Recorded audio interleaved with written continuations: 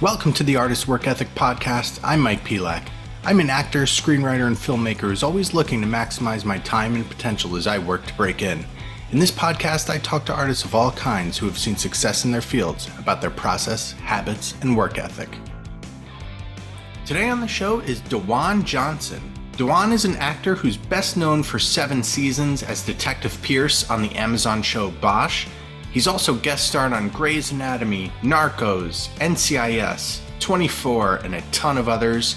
DaJuan is also the host of the Think Bigger podcast, and he's an actor's mindset coach. A couple quick things before we jump into the episode. I've talked in the past about myself working on breaking into screenwriting. Please check out blackoilfilms.com/screenwriting. There you can check out some of the screenplays I've written. I have the first 10 pages of each one uploaded, but feel free to email me at theartistsworkethicpodcast@gmail.com, and I'd be happy to send you a full script if you're interested in reading. The script I want to highlight today is a feature drama called I Know You. I Know You is about when a man discovers that he can know details about those around him and uses his ability to improve his life at the cost of his own personal morality. Last thing before we get into the episode, I would love anyone listening to subscribe, rate, and review the Artist's Work Ethic podcast wherever you listen to podcasts. It really helps us put the show out there for more people to listen to. All right, DaJuan, thank you so much for coming on with me today. Thank you for having me. So you've got a ton going on between acting, your podcast, your coaching. How are you structuring your day to stay as productive and focused as possible across all these things? Yeah, I think one of the big things that I get this question a lot, but one of the things that I answer it with and say, I hear, how do you fit it all in? How do you do it all? And I think the easy answer here is I don't. I don't want to give anybody a false sense of that I do it all. I actually don't do it all, and then when I try, it's not very well. So what do you mean by that, DaJuan, right? Like when I had my 2 sons, they came when I have to worry about their lives as well. I realized that I don't switch bandwidth very well, meaning I go to thing to thing to thing to thing. And so when I start to structure my day, I have to do it in pods. I get up in the morning, and the first thing that my routine is go for a walk, clear my own head, take care of myself at 6 a.m. so it doesn't mess up their schedules. And I come back and then get them to school, get them going and stuff like that. That's the way I do that. And then I come back for everything else, what has to do, whether it's acting usually takes priority in my life. So if I have to do a self-tape or if I have to prep for an audition, whatever it is, that's usually next in line. And then I start, making a list. Everything has to come out of my head onto a piece of paper, a list for things that need to get done for my coaching business. And then I have a whole bunch of auxiliary people who are helping me make it look like I do it all by myself. I'm a huge list person. I have a list every day. I kind of vary between actually handwriting it or just having it in the notes on my phone. But I put everything from like unload the dishwasher to interview DaJuan on the list for the day. And then I get the satisfaction of crossing things off and making sure I'm, focused on what I need to do. And that's been huge in goal setting, both short-term and long-term for me. You say you have lists. How else would you say you organize yourself in your short or long-term goal setting? Well, definitely lists, like we were saying. I'm a big calendar person. I also journal a lot, try to figure out what I'm doing. But when I'm goal setting, I do a lot at the beginning of the year where I'm going, how do I want each quarter to look like? I have a word of the year, which is this year's word of the year, helps me. It's like my North Star for the year. And so I'm kind of like, cool, this is reap or receive. I'm in my receiving mode. And it kind of just, it keeps me focused on what I want to do throughout this year. For example, like this year, like let's just do something benign, like pay off debt. Like I want to make sure I pay off that, or I want to create the environment as an actor to book that series regular in, right? We just got off of Bosch. I just got off 7 seasons of that. So what's next for me? I need to create that space so that I can just sit and be still, and then try to come up with what's next. So when I'm doing all that stuff, that starts at the beginning of the year, or that could be at the beginning of the month or beginning of the week or anything like that. And I kind of just go for it. I go for it after that. Do you think your work ethic and how you've come up with this has been, does it come from how you were raised or something else in your life along the way that's been instilled in you? I love mindset. I love working on mindset. I love mindset books. I think this is a constant process that's always refining. That's always like, oh, this didn't work. This is not something I can do. It's funny we're talking about this today because my kids just started school.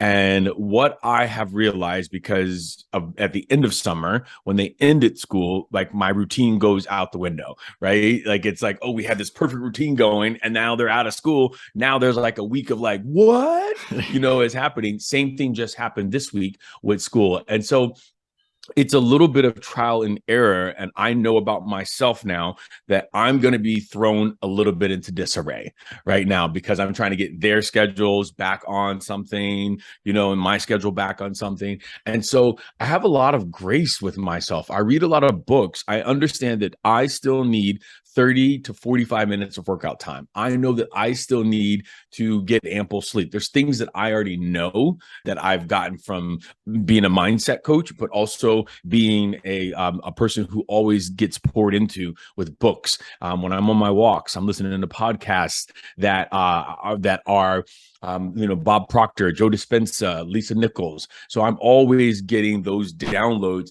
to help me be the best that I can be. That's more than anything. That is what I need always. Absolutely. I mean, that's how I do my walks is podcasts, Yeah. and that was my entree to you. Oh, But so a recurring theme that has come up on this podcast is that people who have found success in the arts tend to do things that set themselves apart from their peers, or they add value in some way, whether it's on set or on the stage. What sort of things in your career would you say you did, or an example or whatever, that set yourself apart from your peers? Just showing up, number one, always showing up. That's interesting. Very interesting question. When I first booked Bosch was a no-name co-star, and it was uniform officer number 1 or number 2 or something like that. And I remember, asking for a name. I said I would do it when I got a name, and they gave me Officer Rondell Pierce. Here's where the big thing is. What I did was when I went to set that day to shoot that with number 1 with Titus, we call it naivete or, just work ethic. I went in there not thinking that I was just a lowly co-star. I went in there thinking, well, he's acting with me too, so let's do this. I went in there thinking I am just as important as he was, did a phenomenal job, and left it and, hey, see you later. So much so, when they saw me at the screening for the first the pilot episode, they were like, it was such a pleasure to cut your film. Like, you just went in there and rocked it. I was like, well, if you need a cop, and they were like, we'll be seeing more of you, right? And so I think number one, go in and do your job, and don't get whatever everybody else is saying about billing or who you should be or how you should act. Go in there and carry yourself with that integrity that this is my business too. This is my business too. So that's number one. Number two is when that show started to premiere, I started getting on social media and acting like I was not acting like, I shouldn't even say that because I was part of the cast. There's a lot of stuff in Hollywood where if you're not one of the big regulars at that time, then you can't say it's your show. I had one scene in the one episode of this entire thing, but I was like, I'm going to like promote this too, because again, I'm promoting myself and promoting my business, and I'm also promoting your show. I want people to know more about me, more know about the show, everything's going on. And here's what happened from that. What I think we do is we get scared that other actors, other people that are our peers are going to judge us. I didn't care about that. But what I knew for sure was that the directors, producers, the other A-list actors that were on that show were also seeing that this guy was loving on their show. Right. And so when it came down to me recurring that first season, when I was only supposed to be in one episode, me recurring in the season 2, and them asking me, upping me and said, I see more of a world with more Pierce in it. When I got upped in season 3, it was not a surprise for me because they knew me. They kept knowing me. I wasn't like annoying. I was like, I'm showing up for this and for this show and for you all. I love it. And look what happened, man. Look what happened. My producers say, of course, it was my acting. They're like, you acted your way into a bigger role for 7 seasons on the show. But also, you all knew about me because I was in the space talking about it. So I even wonder if I don't know if it was a demand, but asking for a name for the character was enough that it almost separated you from anyone else who might have been whoever maybe Uniform Cop 2 was. Maybe even if they did all those same things, you almost add to your stature in a way by having the name. Yeah. I think that's an interesting route you took. But yeah. Well, I had done at that time in my career, I had done so many not self-tapes.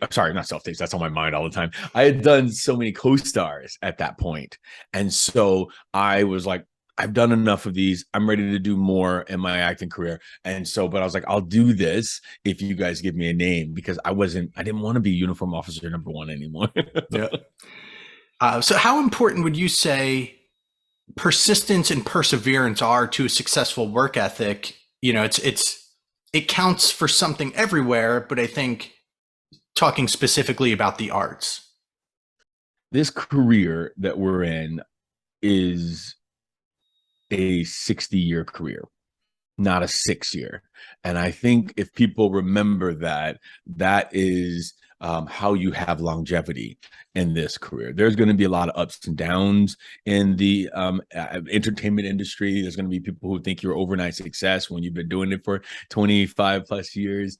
I think that you just have to get your mind wrapped around, I'm going to be doing this for a while. And there are a lot of disappointments in it, a ton of disappointments.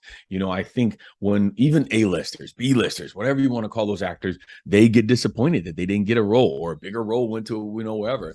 And I think that we all think we're going to miss that part. And so that stops the perseverance. And it was like, well, I'm going to go do something else. But if you know this going in, this is the life. And you don't have to love it. But it's like, you do have to know that this is part of it. So I think, I hope I answered that for you, but I think it's one of those things of, this is a 60-year career, and we got to show up, and we understand that there are a million no's. There's like, it's like the love language in in our industry is no. You hear it so much, so when you get a yes, it's like, so. Awesome. Anything that you want to plug or talk about before we go? Oh, no, I enjoy having these talks, and I think I guess what I would say at the end, not so much a plug. I do coaching with Think Bigger Coaching. It's my business for actors as well. One of the things that when I started as an actor that I heard a lot was, if you are an actor and you can think of doing anything else, go do that other thing. I think that's one of the most detrimental things that people have said in our acting career. And I just want to say, anybody that might be listening to this that is or is not a actor, or, you know, has a side job, or I like to call them investment jobs, like, think about how many people we could have, these actors who are major CEOs of like their own entrepreneurship brands and stuff like that. So I don't subscribe to that anymore. And I say, if you are out there and you're doing another investment job that's paying for your acting, you know, keep at it and understand that like your heart's in the right place and you have a story to tell. I can't wait to see you on set and all that good stuff. That's all I would just say. No plug, just a little bit of a, you know, love. Awesome. Well, DaJuan, thank you so much for coming on with me today. No problem. Thank you. Thank you so much for listening today. Please subscribe to the Artist Work Ethic podcast anywhere you listen to podcasts, and please rate and review the show. Follow us on Instagram at The Artist's Work Ethic, and check out theartistsworkethic.com.